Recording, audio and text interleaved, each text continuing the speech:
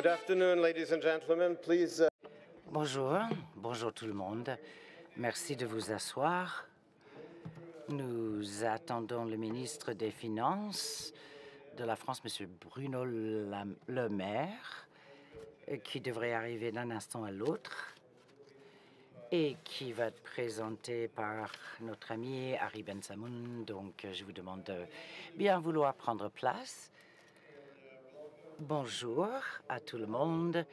Bienvenue à notre plénière de clôture de notre conférence politique internationale 2023.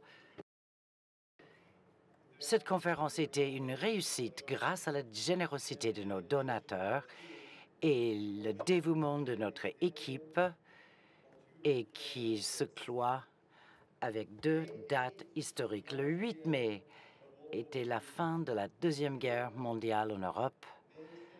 Le 10 mai était la date de l'invasion des Pays-Bas, de la Belgique, de la France par l'Allemagne en 1940. Ce jour même, Winston Churchill est devenu Premier ministre de la Grande-Bretagne. N'oublions pas ce que le monde libre doit à Sir Winston Churchill.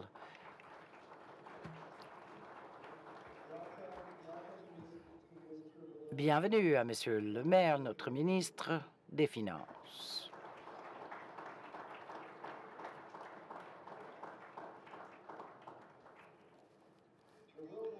Donc, l'ordre mondial que Churchill avait espéré construire après la Deuxième Guerre mondiale ne pouvait et n'a pas pu se matérialiser, non pas seulement parce que Churchill a quitté son poste en 1945, mais surtout parce que le conflit entre les démocraties anglo-saxonnes et l'Union soviétique a fait que l'ordre international n'était pas possible. Staline avait demandé un veto au sein du Conseil de sécurité de l'ONU qui, dès le départ, n'a pas pu permettre ce droit international.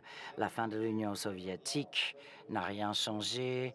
Le bloc de l'Ouest, avec son allié à l'époque de la Serbie, et enfin les problèmes à Kosovo, et sans justement la décision de la sécurité, du Conseil de sécurité, a rendu cela encore plus loin.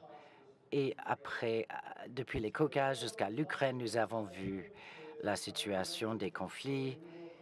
Est-ce que nous sommes prêts donc pour ce nouvel ordre mondial? Est-ce que la question à se poser, c'est plutôt est-ce que nous sommes prêts pour le désordre international? Les intervenants vont peut-être nous donner une réponse. Donc, je vais vous présenter brièvement tout d'abord M. Bruno Le Maire, le ministre de la France pour l'économie et des finances, qui va être présenté par notre collègue Harry Ben-Samoun, ministre de la Macédonie, ministre de l'Information, l'ambassadeur Annick Danon, l'ambassadeur de l'Israël en France, et Michael Oren, ancien ministre adjoint au cabinet du Premier ministre et ancien ambassadeur d'Israël aux États-Unis. Nous aurons aussi deux vidéos pour vous avec l'ancien Premier ministre d'Israël et leader de l'opposition et Nicolas Berv, le vice-président du Parlement européen. Ensuite, quelques remarques de clôture. Chez moi, j'ai toujours la dernière parole, qui est toujours « oui, ma chérie », mais à Elmet, à cette conférence internationale, je suis ravi que Larry Hochberg aura le dernier mot et Pierre Dassas, le président d'Elnet France, Alia Ben-Samoun aussi et David Siegel, nos amis d'Elnet. Donc j'invite Alia Ben-Samoun à présenter notre premier intervenant clé. Monsieur, dames, ravi de vous retrouver pour notre session de clôture. Je vais parler français également, tout comme notre ministre Bruno Le Maire. Donc, je vous invite à mettre vos casques. Que nous recevons aujourd'hui pour la clôture de cette troisième Elnet International Policy Conference, M. Bruno Le Maire, ministre de l'économie et des finances du gouvernement français. Il est à ce poste depuis 6 ans, c'est dire à quel point et le président de la République et les Français apprécient son action. Et nous sommes très heureux qu'il soit là ce soir, comme d'ailleurs il le fut lors de notre premier événement en 2018 et puis lors de notre deuxième événement en 2019. Et il est après tout aussi avec nous aujourd'hui pour cette troisième conférence. Alors lui ne le savait pas encore, mais maintenant il va le savoir. Quand on participe 3 fois à un événement, ça veut dire que c'est une institution et qu'il devra être toujours avec nous à chaque fois que nous aurons une Policy Conférence. Je suis heureux de l'applaudir avec vous et de lui céder la parole.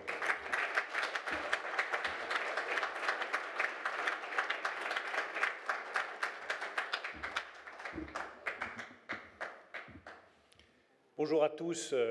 Merci, cher Harry, pour cette introduction. Ce sera avec grand plaisir que je m'inscrirai dans la tradition de ces conférences Elnet qui sont toujours de grande qualité, de très bon niveau et dans lesquelles je retrouve des visages amis.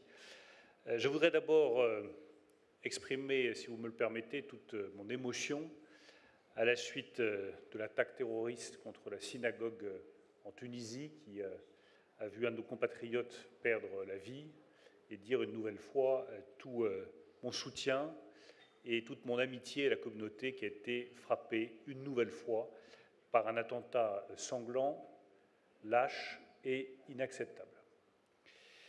Je voudrais profiter également de cette occasion pour vous dire comment est-ce que je vois le monde, au moins le monde économique et financier, tel qu'il se dessine après les chocs que nous avons connus et quels sont les enjeux qui sont devant nous, Européens, et quels partenariats nous devons construire pour arriver à nous inscrire pleinement dans le XXIe siècle et garantir la prospérité, le succès européen et évidemment le succès national au XXIe siècle.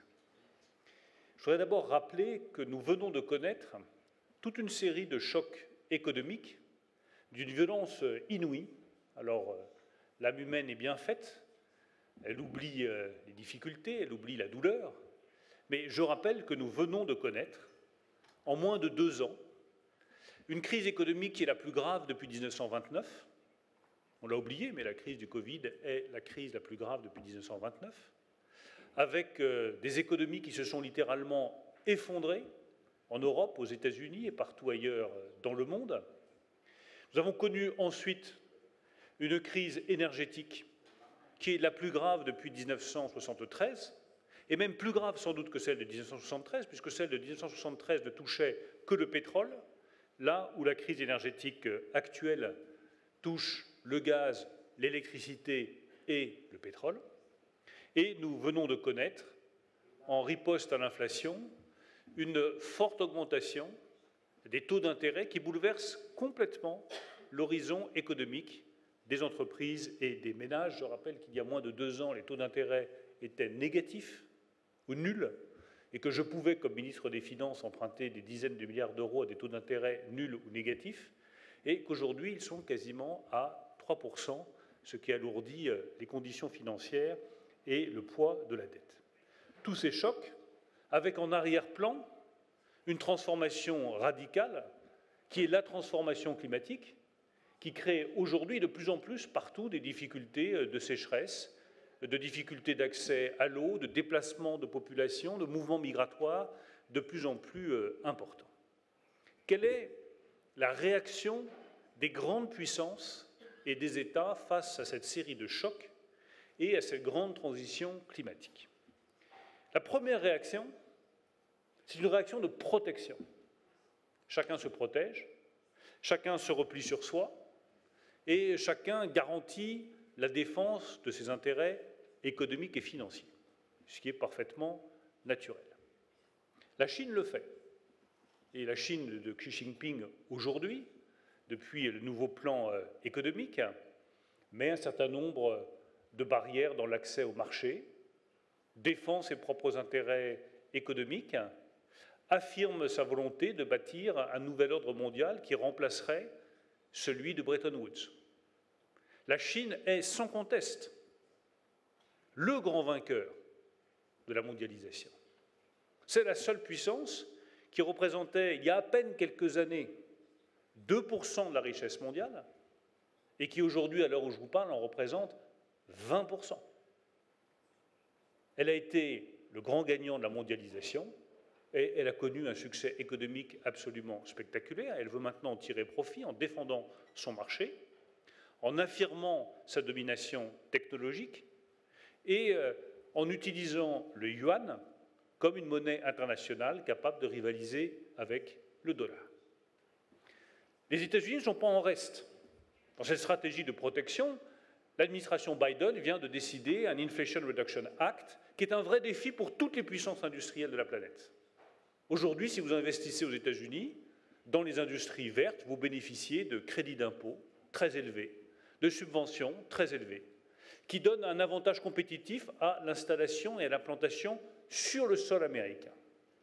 Et dans le fond, l'America First de Donald Trump ou l'America First de Joe Biden sont une seule et même politique économique. Les États-Unis d'abord, le reste très loin derrière. L'Europe, dans ce contexte de mouvement de protection, doit accélérer l'affirmation de sa souveraineté, comme l'a défendu le président de la République depuis 2017, avec beaucoup de constance, et comme nous n'avons cessé de le rappeler avec le président de la République depuis plusieurs années. Là où les États-Unis et les Chinois accordent des subventions et des aides publiques à leur industrie, nous devons faire de même. Là où il n'y a pas de problème d'aide d'État aux États-Unis et en Chine, nous devons faire de même. Et là où États-Unis et Chine protègent leur marché, nous devons faire de même. Et nous ne devons pas avoir peur de ce mot de protection. La nouvelle mondialisation est une protection des intérêts des grandes puissances européennes, américaines ou chinoises. Le deuxième constat que l'on peut tirer, c'est que cette protection s'accompagne d'une régionalisation des chaînes de valeur. On protège son marché, et à l'intérieur de ce marché, on crée ses propres chaînes de valeur. Cette régionalisation des chaînes de valeur est un des éléments clés de définition de la mondialisation du début du XXIe siècle. Regardez ce qui se passe sur les batteries électriques. Les batteries électriques, il y a encore quelques années, c'était l'apanage de la Chine, et uniquement de la Chine. Les Européens, ensuite, sous l'impulsion de la France et de l'Allemagne, se sont aperçus qu'on ne pouvait pas passer du véhicule thermique au véhicule électrique, tout en gardant une industrie automobile, en laissant le tiers de la valeur aux Chinois, c'est-à-dire les batteries électriques. Nous nous sommes mis à construire nos propres batteries électriques, et nous nous sommes dit on ne peut pas être dépendant de la Chine ou de l'Asie sur nos batteries électriques, il faut que cette chaîne de valeur vienne chez nous. Les chaînes de valeur se régionalisent. Il y a 10 ans, on n'aurait pas dit ça du tout. Il y a 10 ans, on aurait dit les batteries électriques chinoises sont moins chères, donc ça ne sert à rien de les produire chez nous. Produisons-les en Chine et importons-les de Chine. Il y a eu une véritable révolution mentale. À la mondialisation a succédé une régionalisation des chaînes de valeur sur un certain nombre de productions qui sont stratégiques. Nous voulons nos propres batteries électriques et nous ne voulons pas dépendre à 100% de la Chine. Nous voulons nos propres semi-conducteurs qui sont indispensables à vos appareils électroniques, à vos portables, à vos voitures, à votre domotique, à vos usines, à toute activité. Nous ne voulons pas dépendre à 100% des États-Unis, de Taïwan ou de l'Asie. Donc nous créons en Europe notre propre chaîne de valeur sur les semi-conducteurs.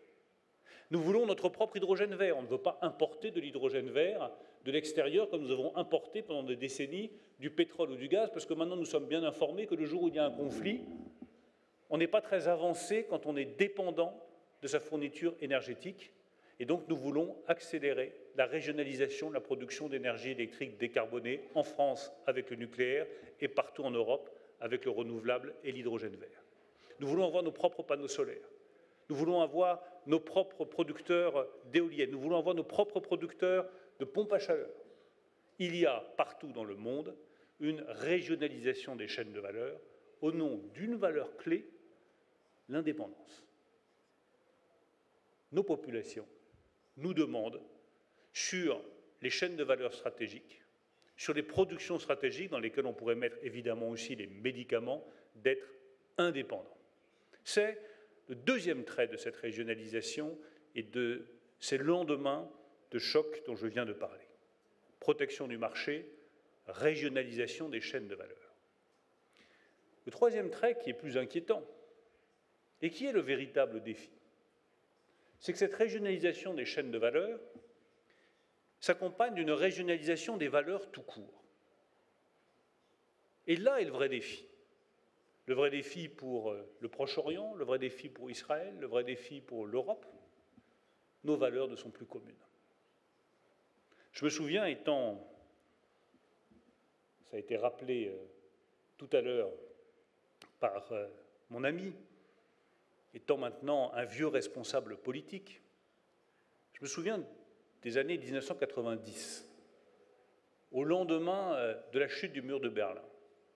Nous pensions tous, et je pense que tout le monde dans cette salle, pensait que les valeurs occidentales avaient gagné, que la liberté avait gagné, que la démocratie avait gagné, que le respect des droits fondamentaux avait gagné, que la liberté de la presse avait gagné, et que c'était, pour reprendre une expression bien connue, la fin de l'histoire. Mais l'histoire a recommencé, l'histoire a repris son cours, et elle est très différente de ce à quoi nous nous attendions. Nous pensions qu'il y aurait une victoire par chaos de la démocratie, les régimes autocratiques ne se sont jamais aussi bien portés. Nous pensions que la liberté l'emporterait, les dictatures ne se sont jamais aussi bien portées. Et nous pensions que la paix serait garantie sur le continent européen. La guerre est de retour. Et ce qu'il y a de plus cruel dans ce retour de l'histoire, c'est ce que j'appelle cette régionalisation des valeurs. Des choses qui vous paraissent évidentes, que vous et moi nous portons au fond de nous-mêmes, comme des valeurs essentielles constitutives de ce que nous sommes, comme femmes, comme hommes, comme citoyens, sont contestées par des partenaires qui sont pourtant parfois des partenaires proches. Nous pensons ici que l'agression de la Russie contre l'Ukraine est inacceptable, intolérable. Mais il suffit que vous alliez sur le continent africain, il suffit que vous alliez en Chine, il suffit que vous alliez même en Inde, et que vous discutiez avec des dirigeants de ces pays pour s'apercevoir qu'eux voient les choses de manière totalement différente et ne considèrent pas l'agression de la Russie contre l'Ukraine comme une attaque illégitime, mais comme un mouvement de défense légitime. Et peuvent considérer que la souveraineté de l'Ukraine, dans le fond, est contestable. Cette régionalisation des valeurs est un vrai sujet parce qu'il n'y a pas d'ordre mondial possible sur la base de valeurs différentes. Et c'est pour cela que je veux dire haut et fort que la guerre en Ukraine n'est pas un conflit local. C'est un conflit global qui engage nos valeurs les plus fondamentales de respect des frontières, de respect de la souveraineté nationale, de respect tout simplement de ce qui unit toutes les démocraties de la planète, la liberté.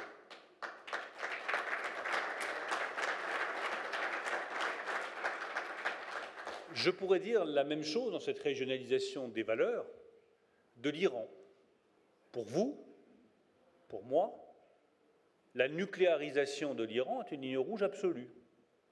Et l'accès de l'Iran à l'arme nucléaire est une ligne rouge absolue, tout simplement parce que dans le programme de la constitution iranienne, il y a l'élimination de l'État d'Israël. Et que ce simple fait suffirait à contester à l'Iran le droit d'avoir accès à l'arme nucléaire. Hélas, il suffit de se déplacer à travers la planète pour comprendre que beaucoup d'autres États considèrent cette demande, cette exigence ou cette volonté iranienne, appelez-la comme vous voulez, comme parfaitement légitime et comme un moyen pour l'Iran d'assurer la défense de son territoire et la défense de son régime. Là est le plus grand défi. Le défi économique, le défi financier, je pense que nous nous donnons les moyens de le relever. Je pense que cette régionalisation des chaînes de valeur va permettre à la France de se réindustrialiser, va permettre à l'Europe de gagner son indépendance sur des chaînes de valeur absolument stratégiques dont je vous ai parlé. Je pense qu'en matière financière, l'euro doit pouvoir s'internationaliser et peser face au dollar.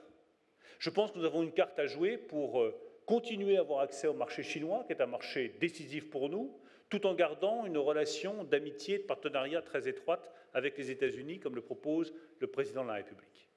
Mais notre vrai défi, il est ailleurs. Il est d'arriver à constituer, après 1945, des valeurs qui nous soient communes et qui ne sont pas négociables, et sur lesquelles nous devons amener les autres grandes puissances. La démocratie n'est pas négociable. La liberté n'est pas négociable. Le respect des frontières n'est pas négociable. La souveraineté des peuples et le libre droit des peuples à disposer d'eux-mêmes n'est absolument pas négociable. Et s'il faut engager le combat pour ces valeurs, pour nous assurer que l'ordre international qui vient demain soit meilleur que celui d'hier, la France et l'Europe doivent être prêtes à livrer ce combat. Je vous remercie.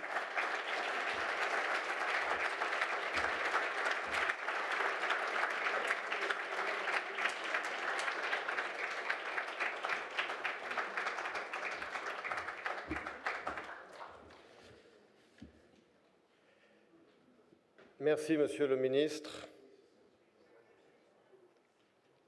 Merci au ministre Bruno Le Maire pour ses paroles très lucides. And this, you know, that Minister Le Maire, besides being Le ministre Le Maire, en plus d'être ministre en France, est également un analyste reconnu, et nous avons pu le constater dans son discours. Un grand merci, Monsieur le Maire, pour votre intervention. Nous allons maintenant vous diffuser une vidéo de Madame Nicola Baer, qui est députée européenne et vice-présidente du Parlement européen. Representatives of the European Leadership Network, dear ladies and gentlemen, are we ready for the new world order? This question looms over everything at the time when we are confronted with crises as multidimensional, interconnected, and simultaneously occurring as rarely before. The ELNET International Policy Conference took up and discussed many aspects of this question over the last 3 days, always with a special focus on the Middle East and the close partner Israel. The effects of the Russian war in Ukraine, the relationship with China, the perspectives of the Abraham Accords and the regional normalization, but also global issues such as climate change, crisis in food security, and future technologies. Today, the final plenary will discuss a fundamental question. Are we ready for the new world order? The answer to this depends on what the new world order will look like. There are some important questions to ask. Are we already in the new world order, or is it still emerging? How could we shape a new world order? What do we expect? What do we hope for? What should be the European role? How we could defend and strengthen our values, such as democracy, international cooperation, and human rights? Or are we doomed to repeat the patterns of the Cold War in a new round of great power confrontation? Will the world split into 2 or more camps, as for example autocracies versus democracies? Will we be able to cooperate despite all differences and conflicts in order to address global problems as an international community? How could we strengthen our cooperation and relationship with like-minded partners, but also with those swing countries that are having economic and or security links with or dependency on China or Russia? These are questions that also concern us as the European Parliament.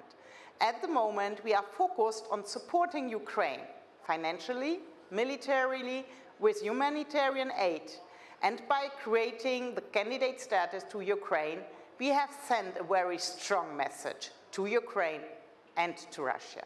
At the same time, we are discussing how to secure our economy, how to ramp up our production capabilities for armament and ammunition, how to secure our supply chains, how to secure our access to critical raw materials and semiconductors. In my capacity as a Vice President of the European Parliament and Chair of the Working Group Against Anti-Semitism, I put a special focus on Israel's role in these issues.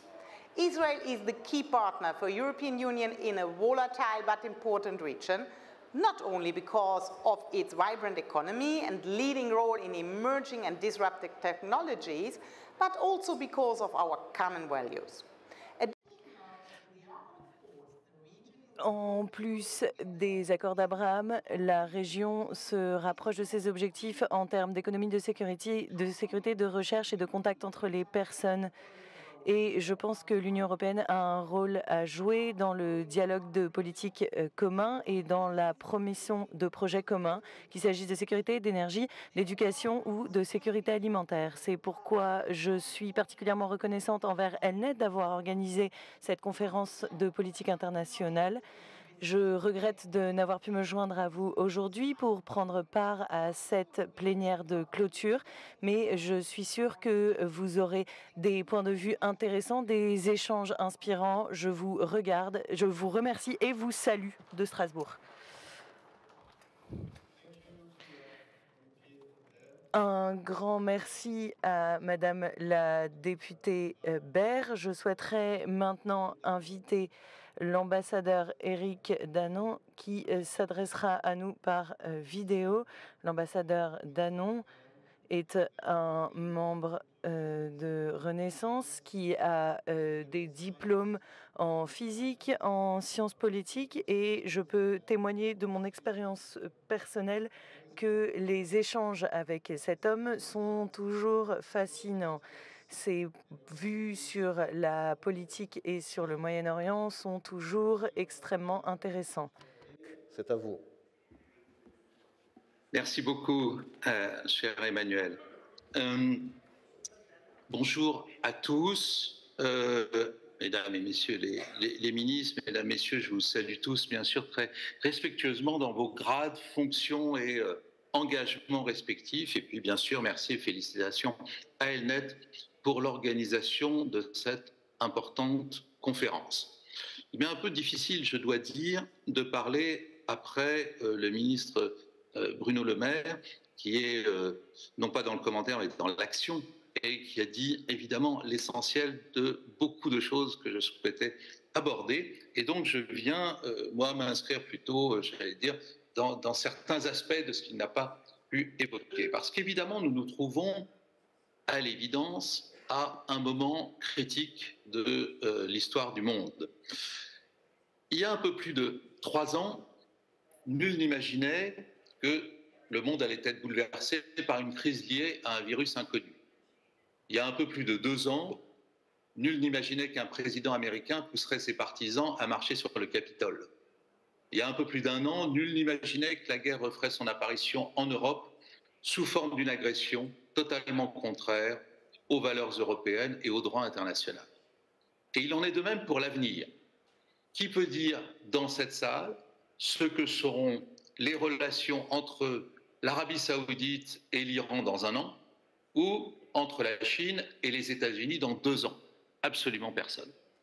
Qu'est-ce que ça veut dire? Ça veut dire que nous vivons dans un monde instable et largement imprévisible. Et cela dans tous les domaines. De la géopolitique au climat, de la finance internationale aux révolutions technologiques, des migrations aux pandémies, etc. Et en plus, les dynamiques de ces différents domaines interfèrent sans cesse entre elles. Nous sommes dans un monde hyper connecté où il est impossible de tenter de réguler ou de contrôler l'une sans perturber les autres. Et donc de compliquer, le système international est devenu complexe et à bien des égards chaotique. Et le ministre a bien indiqué des éléments de solution, ou d'approche politique pour sortir de cette difficulté en régionalisant à nouveau les chaînes de valeur et tout un ensemble de régulations et d'actions politiques communes. Mais il faut bien voir que nous devons, je veux dire, les États doivent à l'avenir travailler sur des plans, des ordres de grandeur et des domaines complètement différents à la fois. Nous devons à la fois travailler sur le climat, sur la démographie, sur les manières de produire et de consommer. Et puis, d'un autre côté, d'un point de vue géopolitique, nous devons travailler sur les affrontements géopolitiques, c'est-à-dire les affrontements entre puissances, sur les nouvelles formes de la guerre, sur la difficulté, voire l'anomie de la régulation internationale. Et puis nous devons travailler en même temps sur les grands phénomènes de société. Le monde est maintenant en réseau, avec des nouveaux phénomènes qui apparaissent. Évidemment, tout le monde pense aux révolutions technologiques comme celle de l'intelligence artificielle. Et donc, ce qui est difficile aujourd'hui pour les gouvernements, et chacun doit se demander s'il est prêt à cela, c'est de mener de front, j'allais dire, plusieurs combats entre des grands domaines qui paraissent séparés, mais qui en réalité interfèrent sans cesse. Il en est évidemment de même au niveau du Proche-Orient, et où peut-être cette complexité du monde atteint presque son paroxysme. Ici, en Israël, c'est vraiment le pays de la complexité. Évidemment, je pense que dans le monde qui vient, il y aura peu de nations qui seront capables d'aborder tous ces aspects et toutes ces dimensions de la complexité, et que seuls, j'allais dire, les vrais pays et les vraies nations seront capables de le faire. Certains essaieront de le faire seuls, d'autres, évidemment, avec des alliances et des groupes comme l'Union européenne.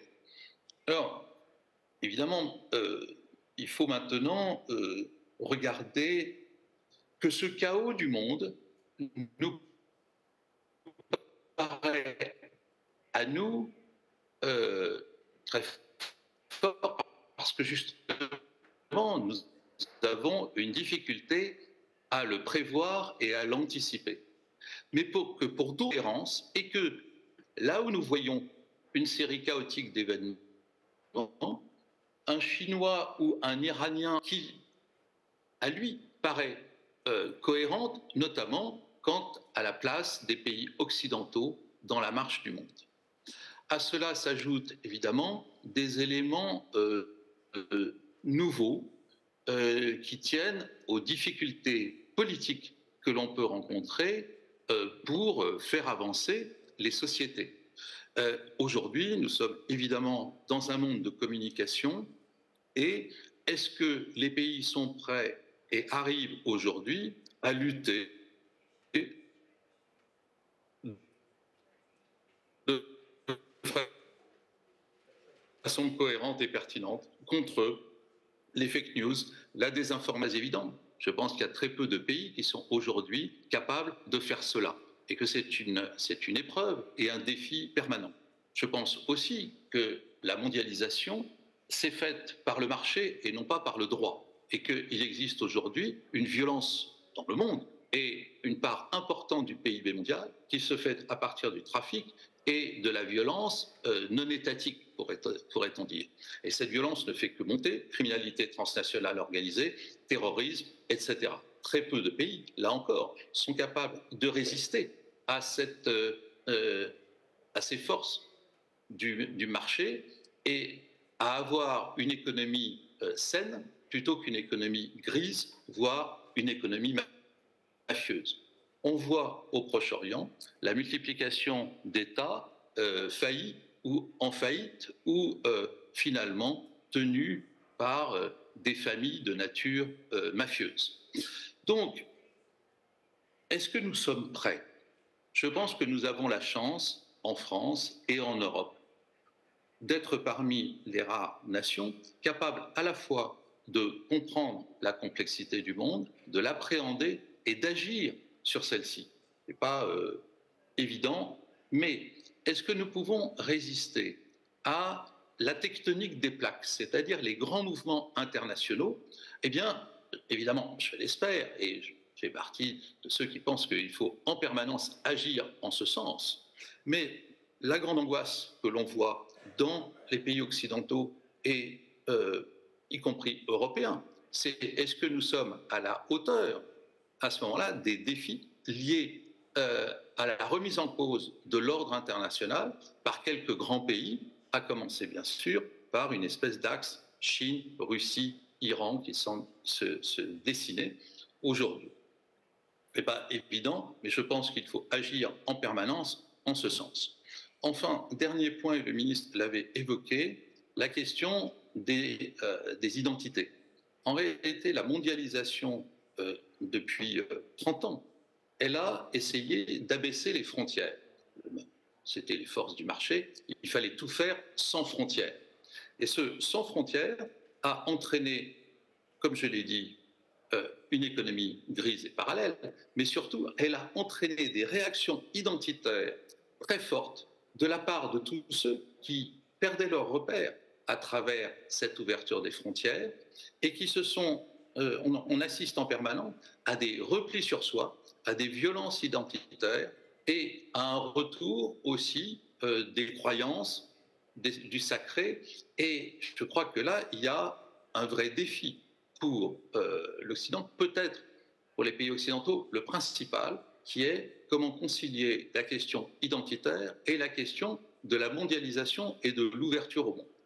Voilà, je m'arrêterai là parce qu'après, il faudrait que je descende dans la question du Moyen-Orient plus spécifiquement, mais je vois que l'horloge tourne et donc je m'arrêterai simplement à cela. Ici, nous faisons tout ce que nous pouvons pour aller vers, j'allais dire, tout ce qui peut contribuer à la paix. Vous le savez bien, c'est extrêmement difficile. Je pense que nous avons en permanence à lutter contre des forces adverses et j'espère que à travers l'action qui est menée ici par la France et les pays européens, eh bien, nous serons dans la capacité d'aller lentement vers le seul enjeu qui vaille au fond lorsqu'on est diplomate, qui est celui de tout faire pour contribuer à la paix et à la sécurité. Je vous remercie.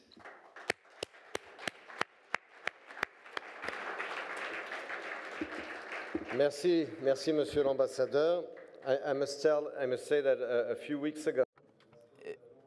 Je dois préciser qu'il y a quelques semaines, l'ambassadeur Danon s'est adressé à une de mes classes à l'université de Tel Aviv. Il parle encore de cette intervention. Cela leur a fait forte impression, donc c'était un plaisir de vous entendre. Un grand merci. J'ai maintenant le plaisir d'inviter le docteur Michael Oren, que je ne vous présente plus. Je souhaite simplement préciser qu'en plus d'avoir joué un rôle essentiel dans les relations entre Israël et les États-Unis, en étant ambassadeur d'Israël aux États-Unis entre 2009 et 2012, il est également auteur de nombreux livres qui ont été acclamés par la critique. Il a écrit sur la guerre de 6 jours. Je ne saurais que trop vous recommander de vous plonger dans cette lecture pour ceux qui souhaitent comprendre l'histoire du Moyen-Orient. Michael, tu as la parole.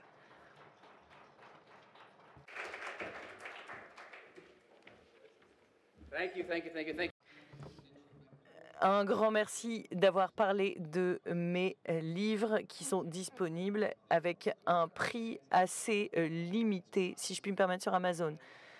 Larry, David, vos équipes incroyables, Israël, j'ai traversé beaucoup de campus dans ma vie. Je n'ai jamais vu une conférence aussi bien organisée, aussi fascinante. Bravo pour ce travail. On m'a posé la question des perspectives israéliennes. Je vais faire de l'histoire ancienne. Il y a 9 ans, après 5 ans à Washington, je suis rentrée pour parler du leadership militaire en termes de sécurité de nombreux domaines et j'avais un seul message. Eh bien, nous sommes seuls au monde. Voilà ce que j'ai dit aux autorités israélienne. Il y avait l'ambassadeur du Japon, de la Corée du Sud, du Japon, etc. Le constat est le même, nous sommes seuls au monde. Même lorsque le monde était divisé en deux pendant la guerre froide, nous étions en sécurité. Nous savions que nous pouvions nous en référer aux États-Unis et c'était encore plus la chute du mur de Berlin après 1989 et la fin du monde soviétique. il y avait des soldats qui ont participé au siège de Beyrouth. Nous étions convaincus que s'il nous arrivait malheur là-bas, eh bien, les Marines américains nous seraient envoyés pour nous aider. Eh bien, je suis rentrée en Israël et j'ai dit à nos autorités, les Marines ne viendront plus nous sauver. Les États-Unis ne seront plus là pour nous sortir du guêpier. Et j'ai assisté de très près à cette retraite des États-Unis comme leader du monde occidental. Lorsque j'étais aux États-Unis, ce sont les années où la population a compris qu'elle avait perdu la guerre en Irak, qu'elle était en train de perdre la guerre en Afghanistan. Il y a ensuite eu la crise économique de 2008 et 2009. La population américaine était épuisée, avait perdu de sa motivation et ne pouvait plus être le gendarme du monde puisqu'elle ne savait même plus être son propre gendarme. Le point de basculement a été atteint en 2013 lorsque le président Obama a refusé de respecter sa limite et de répondre à l'utilisation d'Al-Assad de gaz contre sa propre population, d'armes chimiques. Mais ce qui était le plus fascinant, c'est que ce point de basculement a concerné les deux partis principaux aux États-Unis. Au Congrès, il a fallu décider s'il y aurait intervention, eh bien, le fait de ne pas intervenir a emporté 600 voix contre 1.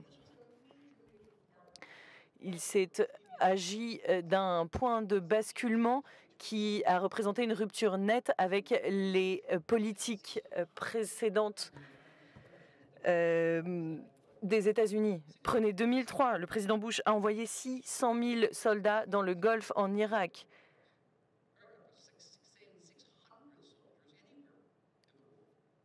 Envoyer de si nombreux soldats représente un changement de taille.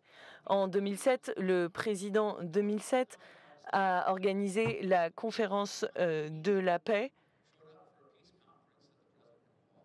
et tout le monde s'est présenté dans la région. Si le président Biden aujourd'hui organisait une telle conférence, je ne sais pas combien de pays se présenteraient. Et maintenant, on arrive à la partie la plus difficile. La géopolitique, tout comme la nature, a horreur du vide.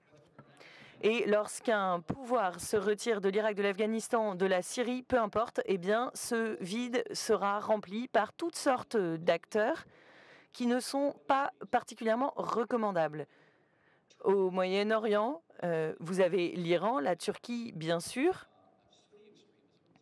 La Turquie représente le soutien le plus fidèle à l'extrémisme sunnite. La Russie, qui, du point de vue d'Israël, qui est le pays qui a de nombreux représentants.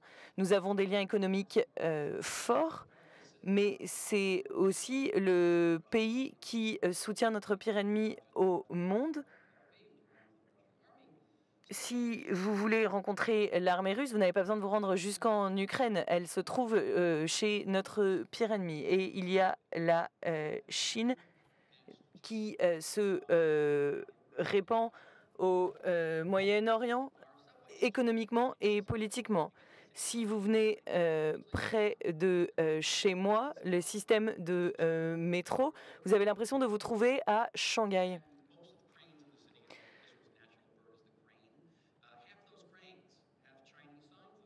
Et partout, vous trouvez des écriteaux en chinois. La Chine a également construit la base navale la plus importante d'Afrique. Elle est à Djibouti, c'est la plus grande. La Chine doit construire 2 ports dans le golfe Persique. Et si j'étais du genre à faire des hypothèses, je pense que dans les années qui viennent, la Chine reconstruira la Syrie. Et d'autres pays pourraient le faire, mais je pense que c'est la Chine qui va s'en charger et coloniser notre région. Ceci a amené à des frictions avec les États-Unis énormes. J'ai participé à toutes des réunions avec 3 administrations où j'ai vu des soucis énormes exprimés avec des soucis par rapport à nos relations avec la Chine, parce que si la Chine, par exemple, reconstruit notre port à Haïfa, alors la flotte américaine ne viendra plus dans ce port. C'est étonnant, extraordinaire. Alors, l'Israël est donc dans ces eaux internationales changeantes, très flexible. Il fallait le faire parce que on a parlé des accords d'Abraham. Là, c'est le résultat direct, justement, de ces changements énormes des relations de pouvoir. Le président Obama a essayé de réunir les Arabes et les Juifs par la paix. Il a réussi, mais pas par la paix. On l'a vu, cette opposition commune contre sa politique, notamment vis-à-vis de l'Iran. Et avec les États-Unis qui s'est retiré du Moyen-Orient, nos amis au Golfe se rendent compte que le seul pays qui reste au Moyen-Orient, qui a les moyens économiques et financiers et qui est prêt à faire face aux frères musulmans ou la République islamique d'Iran et la Chine. Et encore, c'est une réalité qui est difficile et qui a poussé justement la signature de ces accords d'Abraham, qui aura des avantages énormes, notamment dans le domaine de la cybersécurité. Nous sommes 0,2% de la population mondiale en ce qui concerne les investissements en cybersécurité. C'est beaucoup. Et pour le recueil de données, pour le renseignement, nous sommes certainement numéro 2 ou 3 dans le monde après la NSA. On ne connaît pas très bien la collecte de renseignements en Chine, à quel point, mais en tout cas, Israël est en haut de la liste. Ensuite, la découverte du gaz naturel en Méditerranée de l'Est, le développement des armes, le problème de l'Ukraine, ce sont des opportunités, en fait, qui vont rendre l'Israël plus flexible, avec plus de marge de manœuvre pour jouer aux échecs de cette façon mondiale. Mais il y a des défis énormes, internes, externes, et cela impacte nos relations avec nos amis du Golfe et ailleurs.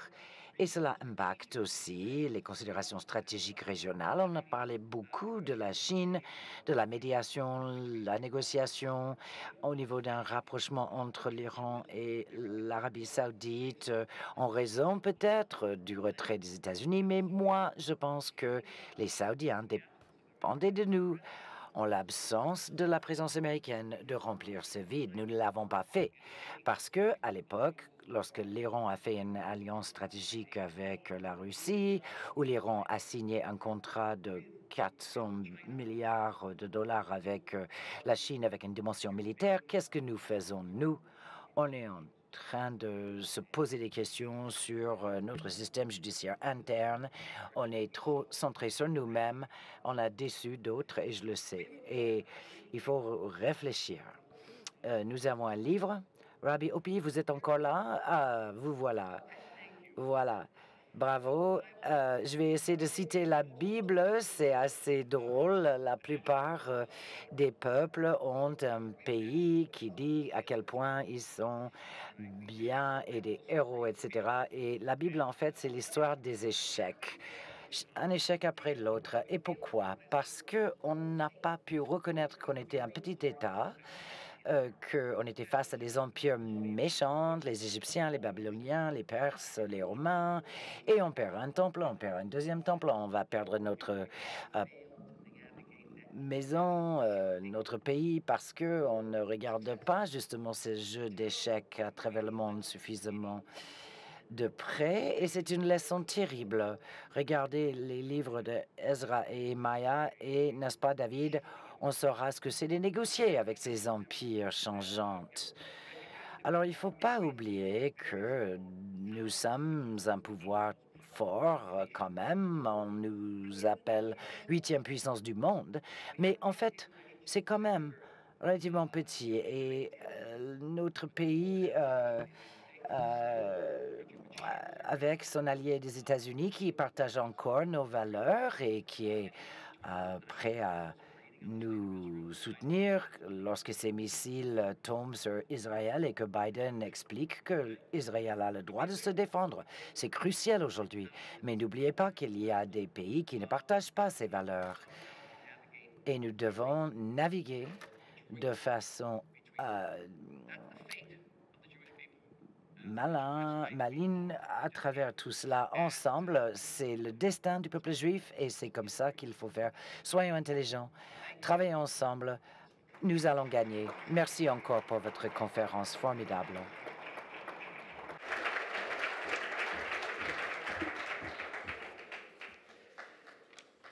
Thank you, Michael. Merci, Michael. Alors, je peux comparer votre écriture à l'écriture du ministre des Finances que je retrouve ici au podium et je vous dirai mes conclusions tout à l'heure. Voici une vidéo enregistrée pour vous par Yair Lapid, qui est leader de l'opposition, ancien Premier ministre d'Israël.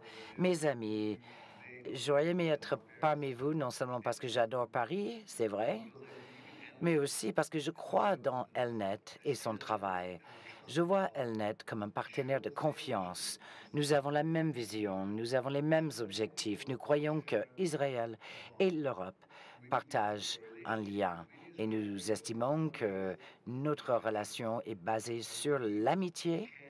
Nous estimons que notre relation doit être encore plus forte que ça ne l'est aujourd'hui. Notre relation est basée sur des principes partagés. On croit en la démocratie libérale qui est clé pour le succès d'Israël.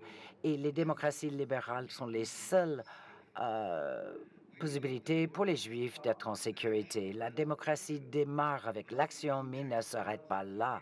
Il faut des contrôles démocratiques. Il faut un pouvoir judiciaire indépendant. Il faut des droits fondamentaux, droits de la femme, droits des LGBT, les droits des peuples minoritaires. Nous partageons aussi au niveau des affaires et de la technologie, au niveau de la recherche, l'innovation. Nous habitons un monde interconnecté et ceux qui s'isolent vont tomber en arrière.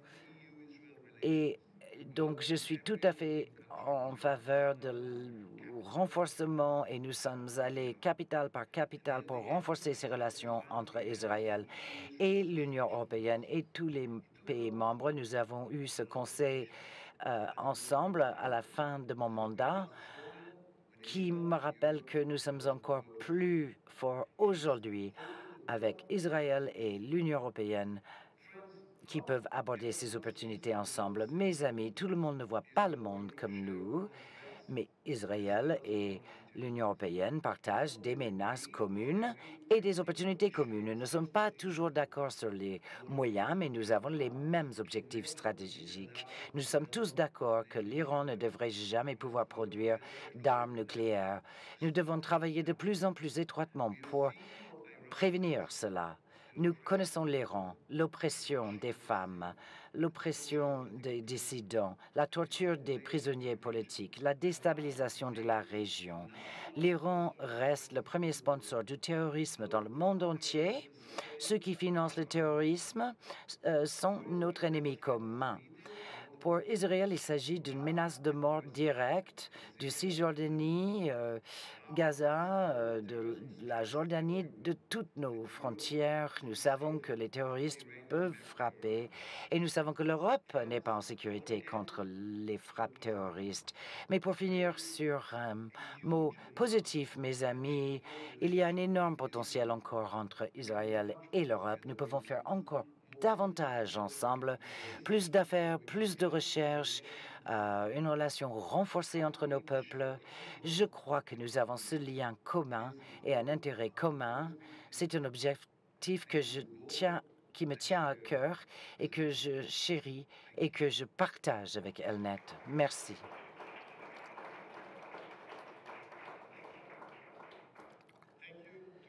Merci. Merci à M. Lapid, donc ministre Et donc maintenant, quelques mots de clôture de Larry Hochberg et Pierre Dassas. Et Larry, votre vision, engagement sont source d'inspiration et d'admiration pour nous tous. Vous voyez, grâce à cette conférence réussie, que Elnet a des membres qui consacrent beaucoup de temps, travaillent très dur et qui atteignent des résultats. On ne pourrait pas, sans vous, avoir fait tout cela. Surtout Pierre, merci depuis le premier jour. Vous étiez à nos côtés. Larry et Pierre, à vous la dernière parole.